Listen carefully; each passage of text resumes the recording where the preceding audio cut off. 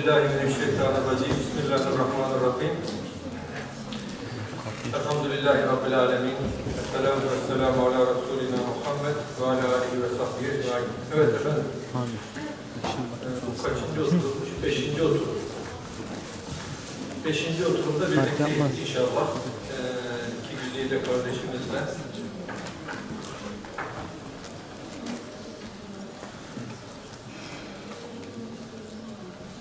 Evet.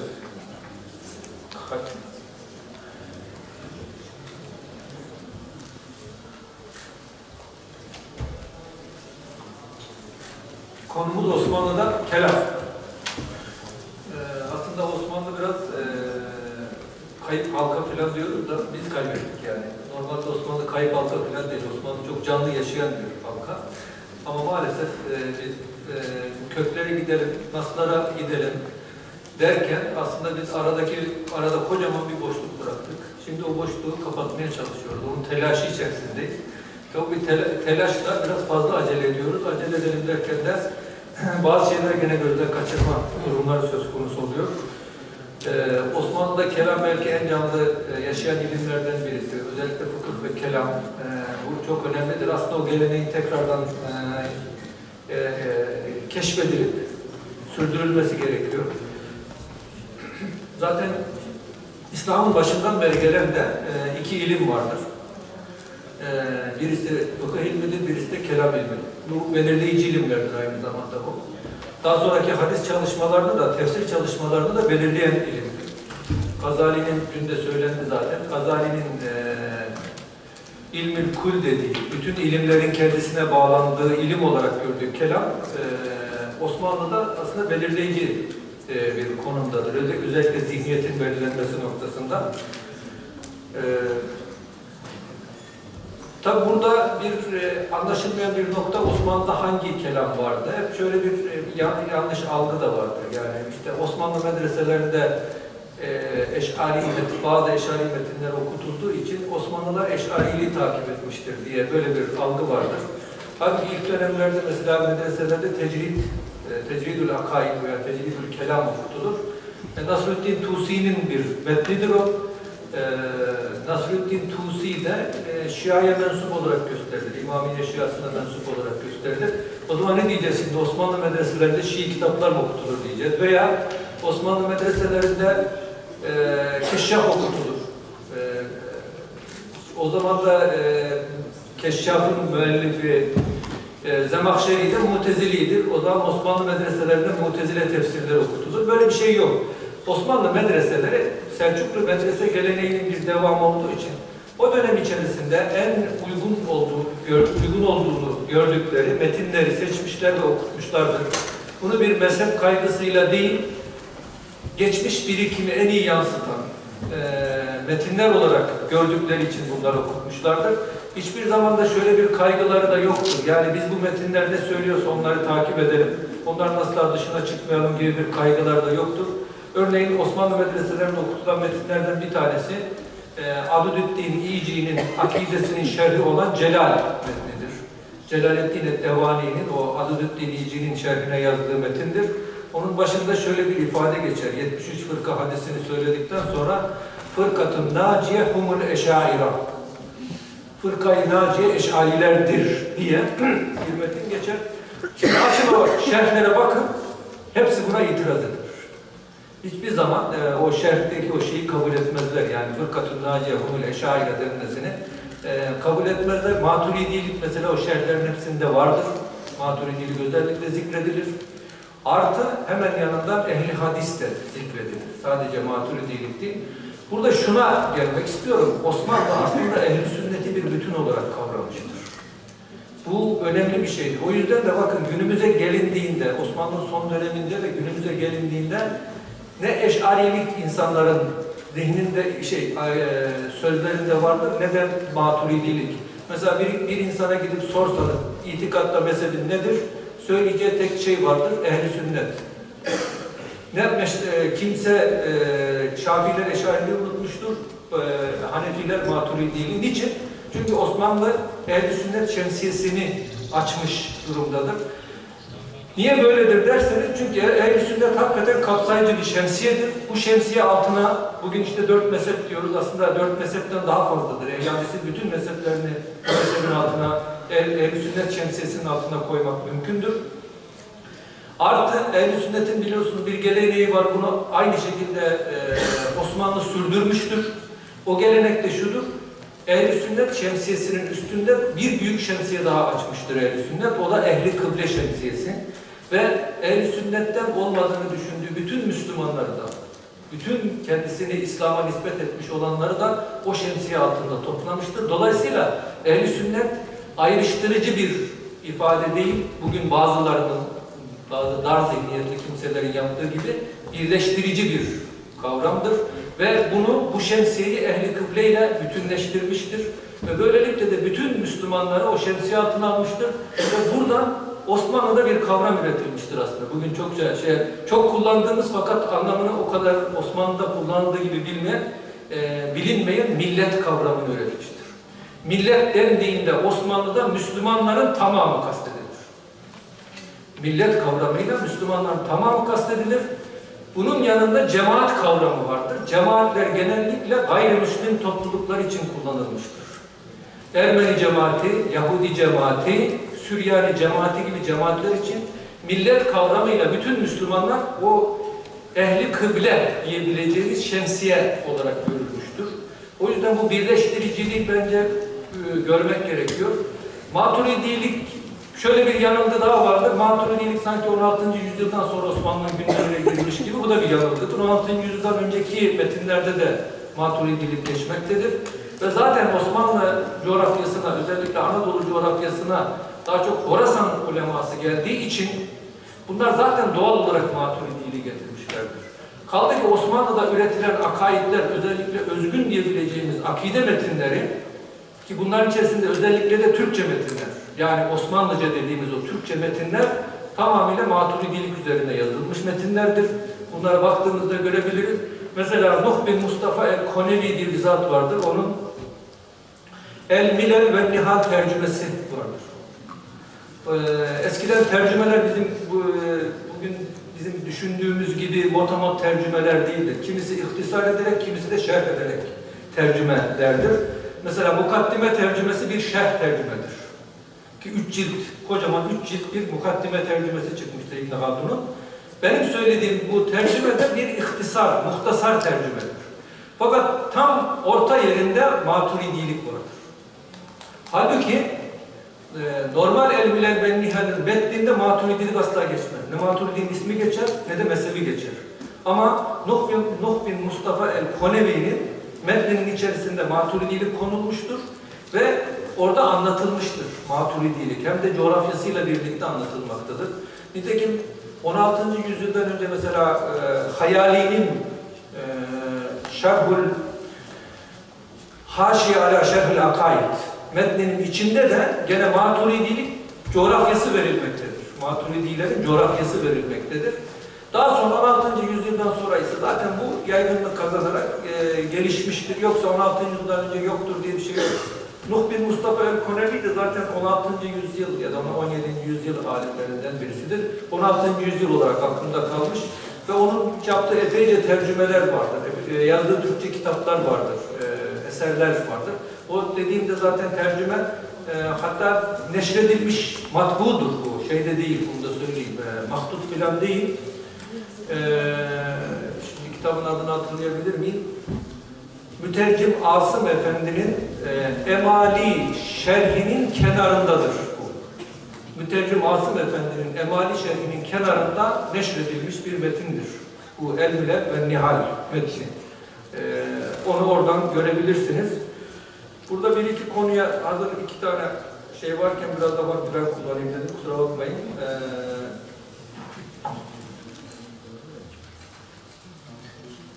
Bir de şu konu üzerinde biraz durmak istiyorum. Bu şerh ve haşiyeleri biz küçümsüyoruz nedense. Temel sıkıntılarımızdan birisi budur. Şimdi tarihi kitapların biraz da bize bu kelam tarihi kitapları bize bu kanıyı verdi maalesef. Osmanlı dönemine geldiğinde şöyle bir cümle kullanır geçeriz hemen. Osmanlı dönemi şerh ve haşiye dönemidir. burada özgün bir şey yapılmamıştır. Dolayısıyla buraya bakmaya da gerek yoktur gibi. Halbuki o şerh ve haşiyelerde çok değerli, çok güzel fikirler vardır. Zaten ilim detaydadır aslında. Geneli herkes bilir zaten. Detaya indikçe ilim zihniyeti gelişir ve ilmin esas nüvesi ya da çekirdeğini onlarda bulmak mümkün. Osmanlı haşiyeler de aslında detaya inen haşiyelerdir. Aslında şunu da kabul edelim. Osmanlı geleneğinde bir öğretim üyeliği tezi gibi bir şey vardır.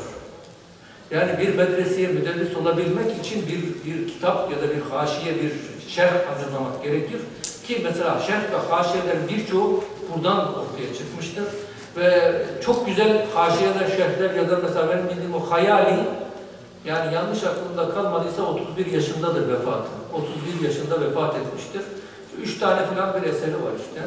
Ve en eseri de yaygın olarak bilinen haşiyesidir. Şeyin üzerine, Şerhul Akaid üzerine yaptığı haşiyedir ki, şimdi kesin olarak söylemeyeyim ama benim kanaatim o haşiyenin bir öğretim üyeliği tezi olduğu şeklindedir. Ve onunla çok genç yaşta medreselere molla olarak tayin edilmiş. Hatta dönemin sadrazamıyla bir çatışması bile var. Beğenmiyor sadrazam, bir yere göndermek istiyor. Ben oraya gitmem deyip böyle kendine göre bir şey de sadrazama deyim yerindeyse argo tabirde posta koyması bile vardır. O yüzden Osmanlı'yı biraz tanımamız gerekiyor hakikaten ama Osmanlı'yı tanırken gelenekten de kopmamak gerekiyor. Osmanlı bir geleneğin bütünleşmiş şeklidir. Bunun için biraz Selçuklu'dan başlamak gerekiyor, biraz Nizamiye'den başlamak, biraz Maveraun Nehir'den başlamak. Osmanlı'nın iki damarı vardır benim kanaatim. Bir, Nizamiye geleneği, fakat Nizamiye geleneği bir medrese geleneği olarak Osmanlı'da devam etmiştir.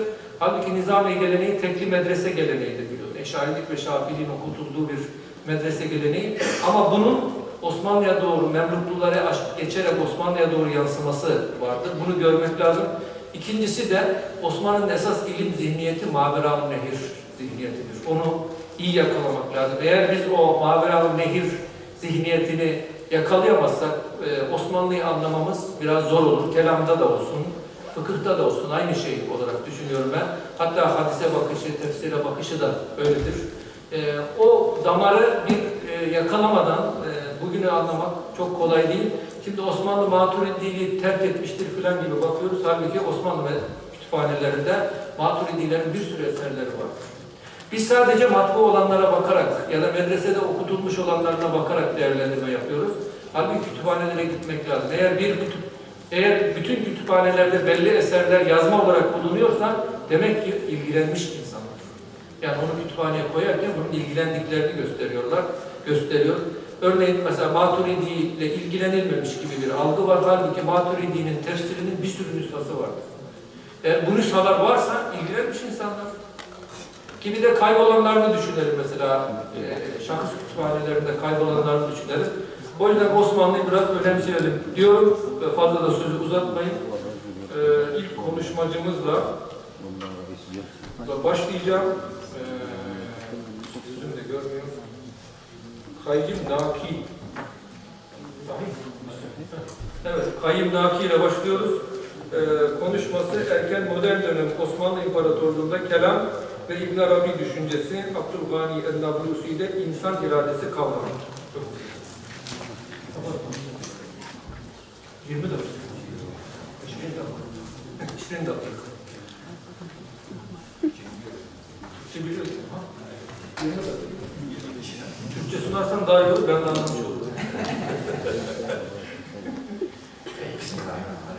Thank you very much for giving me the opportunity to have a presentation here. I'm very honored to be surrounded by the distinguished scholars and researchers. So today I want to talk about the relationship with the Kalam and the Tasawwuf, especially Tasawwuf of Ibn Arabi, the Akbarian philosophy in the modern, not modern, pre-modern Ottoman Empire, by focusing on the Abdul Ghani and Nablusi. So today I want to talk about First, I want to talk about in what groups that we can understand that Abdul Ghani Nablusi belongs to. It's what they call the 18th century scholarly network, which is already originated in the Haramain, the Bani and Makkah, and expounded. And I want to pick two scholars called Ibrahim Qurani and Abdul Ghani and Nablusi. they were the prominent scholar in this hadith, Islamic Reform Hadith Network.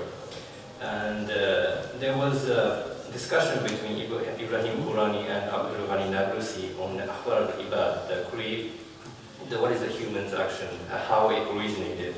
And there was Abdul Ghani and Nablusi criticized Ibrahim Qurani's view, and I found it very interesting to think about what is the Kalam in the Arab region in the Ottoman Empire. So I would like to introduce, and then I would like to introduce briefly about Ibrahim Qurani's views on human power, and then in the last phase I would like to introduce Abdul Ghani Nablusi's criticism of the Ibrahim Qurani's view and to show Nablusi's spiritual understanding of the human action.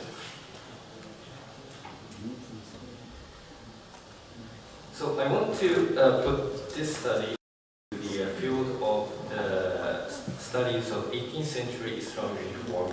So this is first introduced by the Professor Jean Paul, that to understand what is the Islamic reform in the Islamic history. And before that, most of the Western scholarship understand, for example, like Hassan Banna and Rasid Rida, the first phase of the Islamic reform by criticizing the heritage of the Ottoman Empire. And this cognition is based on the decline theory, which is the Ottoman Empire has no actually interesting discussion, and it's just the dark age of the Ottoman history. So that's why the Islamic reform came by the Salafist power. But Professor John Ball criticized this cognition that no, it's not. Islamic reform is not originated after this, in this modern era. Actually, it begins from the 18th century, and then he introduced this network. So this is the ulama's intellectual network in Medina and Makkah, and also Damascus and Egypt and South Asia and Southeast Asia and etc.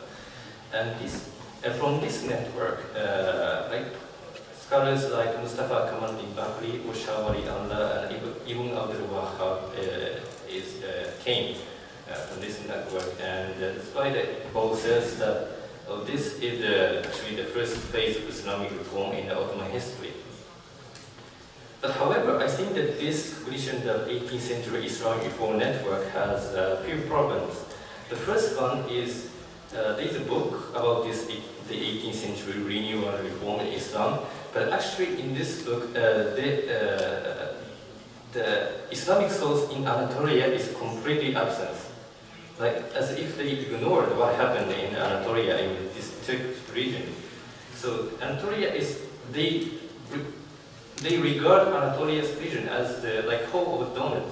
Like you can eat donuts, but you cannot eat the whole. So it's like Anatolia is like just a void. There is no heritage. There is no rich discussion about any Islamic thought. But as other scholars already explained, it's wrong. There is a rich history of Islamic thought in Anatolia, and we have to really think about this network. And also, another problem is these studies of 18th century Islamic reform network is mainly focusing on the Ibn Taymiyyah tradition, who and which scholar revisit Ibn Taymiyyah thought and try to create a new Islamic thought.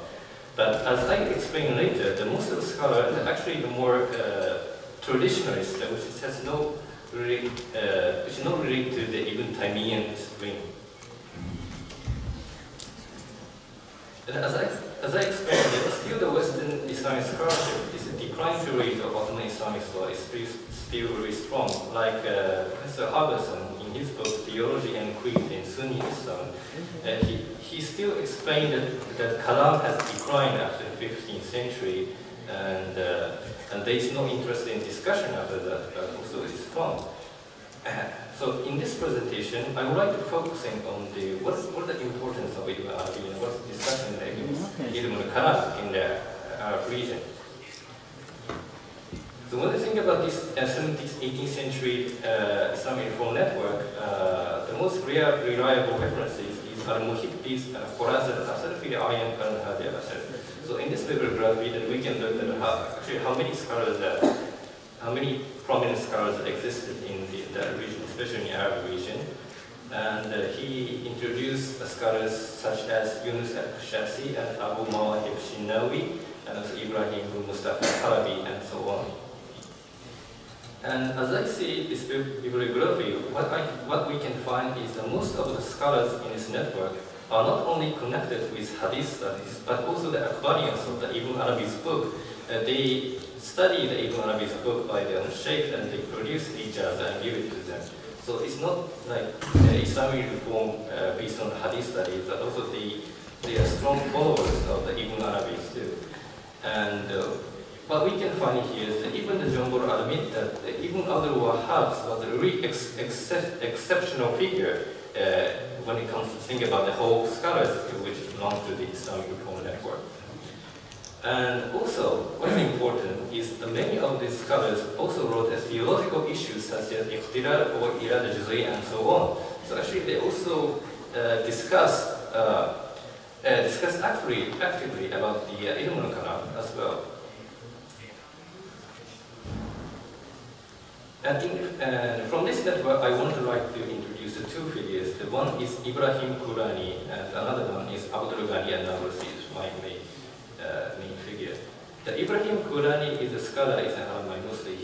He stayed in Medina, and he was considered to be one of the most important central figure of this Haramain network. And he was the Ash'ari Shafi'i scholars. And he also left lots of works about the Ibn Arabi's thought too.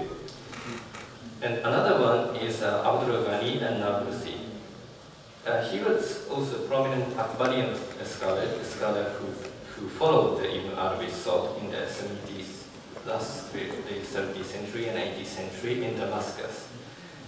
And he is considered to be Maturidi and Hanafi, but as far as I read his treatise, this is really difficult to determine that Nablusi is really Maturidi Hanafi or not, because sometimes he uses the ideas of Ash'ari too. So I think, with comparing to the Ibrahim Qurani, Abdul Ghani Nablusi has more wide and flexible senses to use and cross-border between Ash'ari and Maturidis. But anyway, the reason that I focus on Nablusi is I think that Nablusi was a key figure to understand how to connect the Anatolian region and also the Arab region. Because he is also an Akbarian thinker, but also he studied Anatolian Sharia-oriented scholar, a Sufi scholar, as I believe, that like Birgi Mehmed. Among his treatises, one of the biggest, longest commentaries is actually the commentary of Tariqa Muhammadiyya. And it's not, and Nablusi is not only his commentaries of Ibn Arabi's book, but he considered Birgi Mehmed's books for one of the most important books about the Ilm al-Akhlaq. And also, he belongs to this Haramain network, so he knows what is the hottest topic in also the Anatolia and also the Haramain.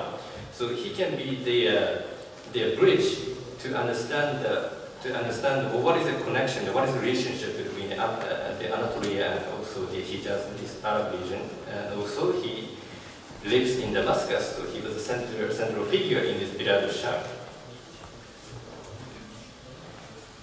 So in this presentation, I would like to use the primary sources as follows. The first, Ibrahim Quranis, I use two manuscripts. The one is Maslak al-Sattar ila Masalih al-Akhbar al-Ibad, and the one is another one is the additional paper on the first one, the Imdad al-Zawi al-Istidad Suluk al-Maslak al-Sattar. And as for Abdul Ghani Nablusi, I mainly use the two risalas. The one is Tahriq Silsila al-Mu'tad fi Mas'ala Khalq Akhbar al-Ibad.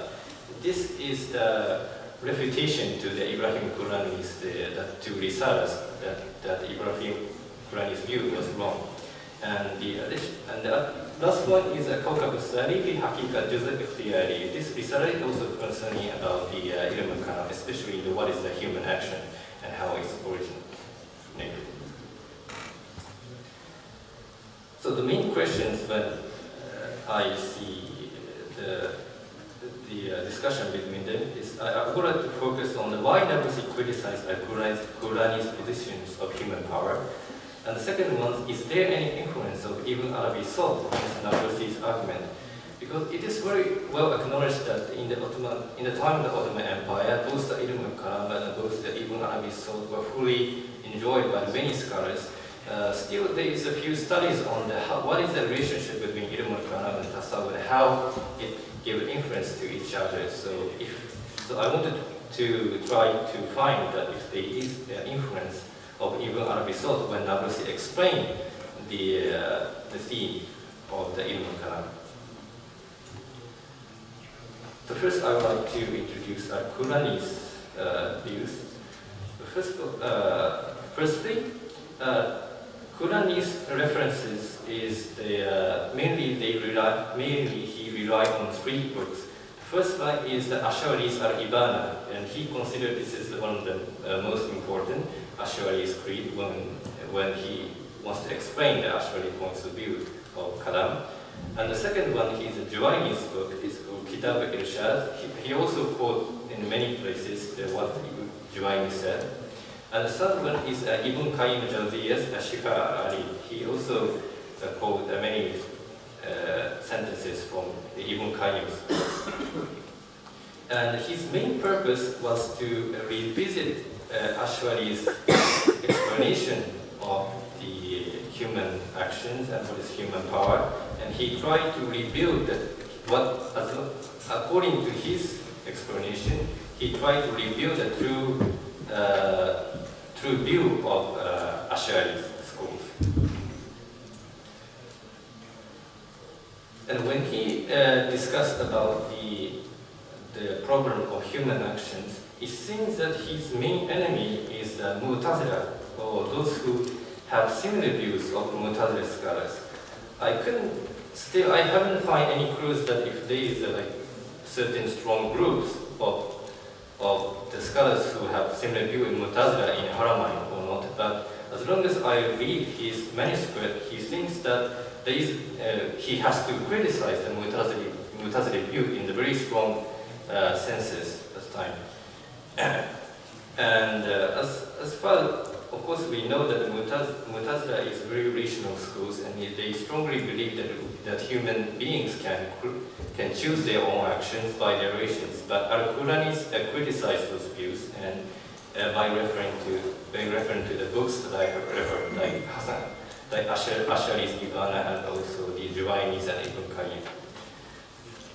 So in his explanation, his main theme is that his main view is that human power has effect with only permission of Allah, and human power will never have effect not independently. In Arabic, so by his explanation, he wants to explain that human power can have effect on their own actions as secondary causes by only permission of Allah, so not by their own independent will or independent reason. And this is how he aims to criticize the Mu'tazili tradition.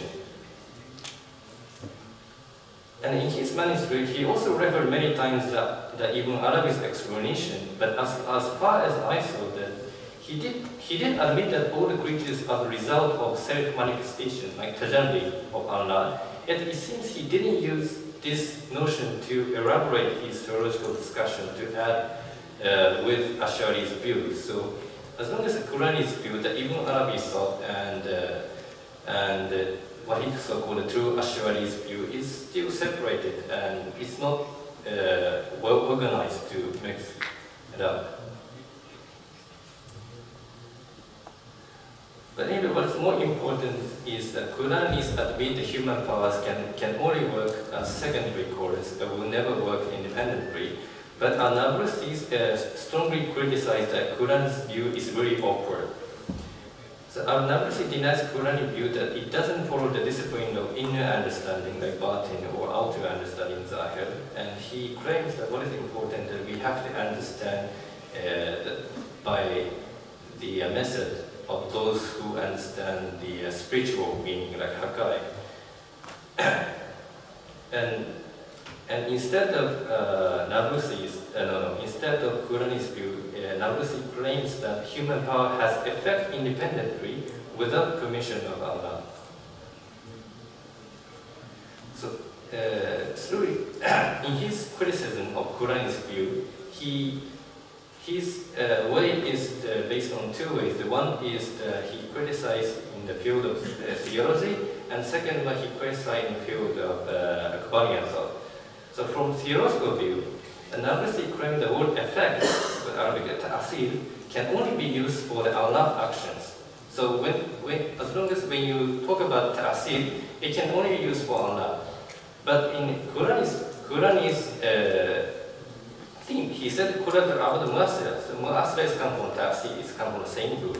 So it harmed the absoluteness of Allah. The sentence, the human power has effect with permission of Allah, is contradict with this rule according to Nablusi. And also the Akbarian thinker, the Nablusi claims that human power is a result of self-manifestation of Allah's divine power, as the Quran explained. But Nablusi explained further. So if the human power is a result of self-manifestation of Allah's divine power, then when we talk about human power, it true means the higher level of understanding. The human power means divine power. So in that sense, that we can call that Qudrat al-Abd, in true meaning, that divine power, the Qudrat Allah has effect. So if we use this scheme, then divine power has effect with permission of Allah is a very awkward sentences. So Nablusi says that then we don't need to say that bi-iznillah by permission of Allah. And also we cannot say that independently, because in the true level of understanding, if this is a divine power, we cannot say that divine power cannot work independently, because Allah can work independently. But through his explanation, he also emphasized that we must not understand that this self-manifestation, ta'ayyun, means that we are part of Allah's self-manifestation itself. Because if we understand that we are also a part of Allah, then we don't have to have any responsibility over our own actions.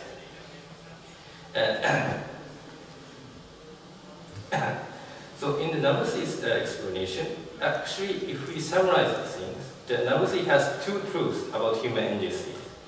The first one is about Allah's power has effect without permission of Allah and independently it works.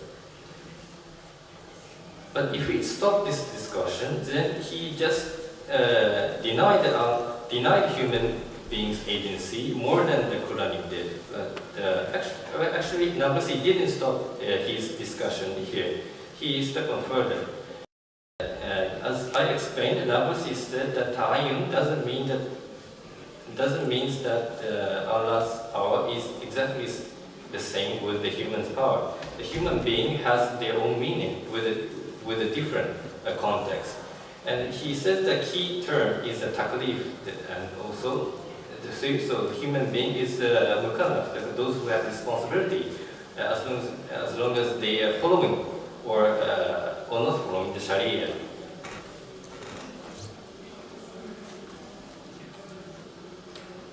So to understand all those, so yet in Nablusi's view, there is two truths that Allah has a true agent, but also human beings is also another type of agent.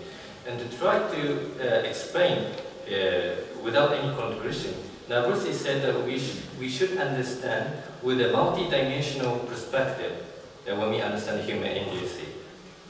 So he explained that as long as we regard human beings as a part of this nature, as a kaun, and a creature, as part of creatures, we are a majbur, we are a force to be created, but we cannot choose that we exist or not. So in some sense that we are majbur, and he said that as insan kabir, yes, we don't have true agency. But yet human being has its own agency by responding the speech of Allah. This speech is not a speech of creation. This speech is a speech of order, the amr bil ma'ruf wa nahy anil munkar. So as the individual human beings, insan saghir is a microcosmos according to Ibn Arabi's thought. Yes, we have our own meaning. We have agency to choose actions. So this scheme is based on the multi-dimensional perspective, based on the multi-dimensional or multiplicity of the existence. It's called the maratib al-wujud, based on the Ibn Arabi's thought, the wahdat al-wujud. So mostly when we talk about the Ibn Arabi's thought, we always talk the wahdat al-wujud, the oneness of being. But what is important is actually the oneness of being is the last goal of Akbanian thought. And by reaching this truth, we always have to understand there is multi-dimensions of the existences. And this scheme that Nabusi used, and he explained that yes, as macrocosmos, that we know that Allah is a true agent, but microcosmos, yes, human being has agency. Okay. And what is interesting that also he refers to that if we really understand the reality of human agency, he said that we can only understand this truth by the mutual relation with the correct chair and through serving him. So this human agency problem is, according to Nabusi, it's not limited in the field of ilm kalam. It's also expanded to the field of tasawwuf and also practicing with shaykh. So in the conclusion, the first question, why Nabusi criticized the Quran's position of human power? Theologically, Nabusi criticized his usage of ta'asir, effect, and also by commission Allah independently. Summarized it, the Qurani's usage of ta'asir, also he used ta'asir to the human being's power too, and according to Nabusi, it was wrong. Ta'asir only belongs to Allah. And also, if the influence of Ibn Arabi's thought in Nabusi's argument is, I found a very strong influence in his arguments, especially when he explained the duality of human agency. He uses the scheme of insan kabir and insan saghir, and also he says that as insan saghir, he said the human beings can have agency to select their own actions, as long as the field of facing Sharia. Okay, thank you very much.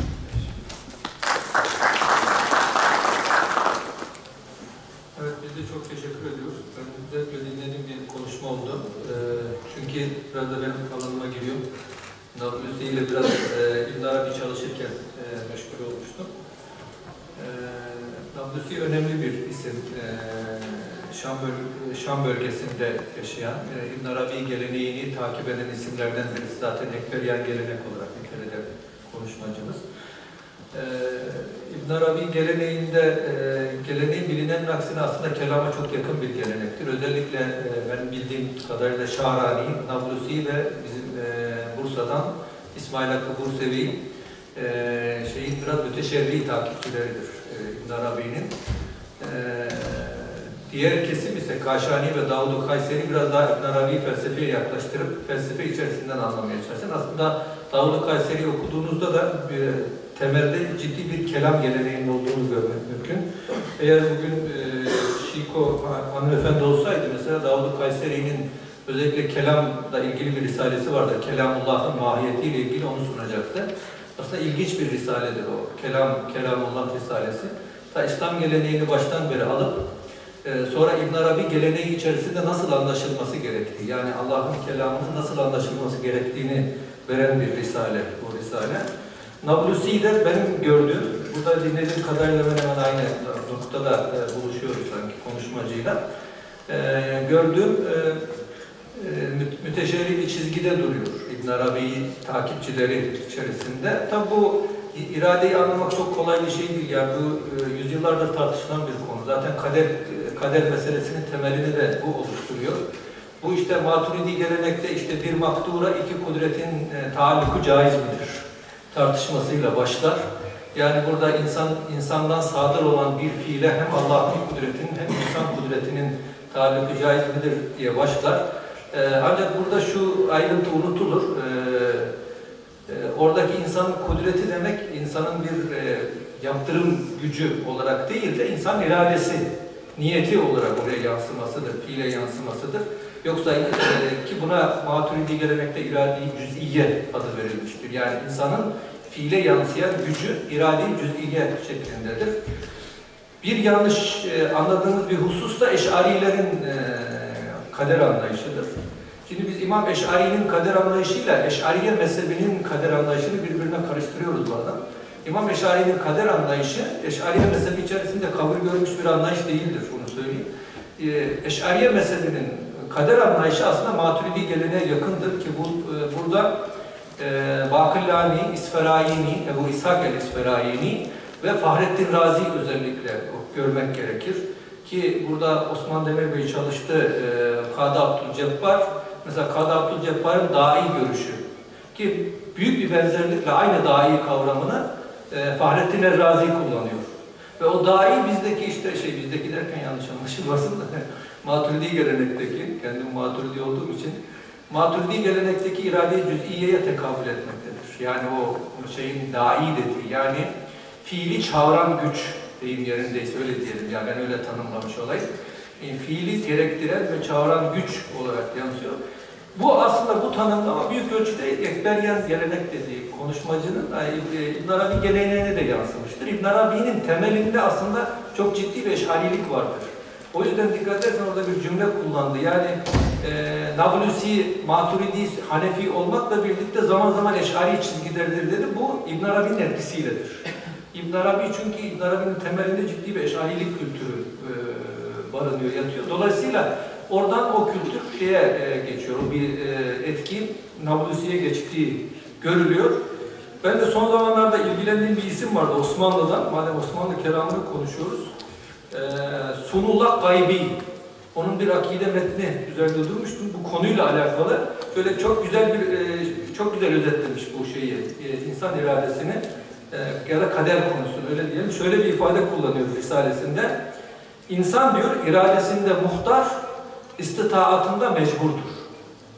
Çok güzel bir şey aslında. Burada şunu demek istiyor aslında, biraz açayım isterseniz.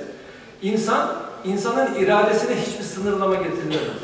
İradesinde serbesttir insan ama bu Maturidilerin istitaat kablel fi'al dedikleri şeydir aslında burada istitaat dediği. Yani selametül alâb vel esbab vel cevarih diye geçer. Bunun Türkçesi şartlar ve imkanlardır. İnsan iradesinde sınırsızdır, özgürdür ama şartlar ve imkanlarla sınırlıdır.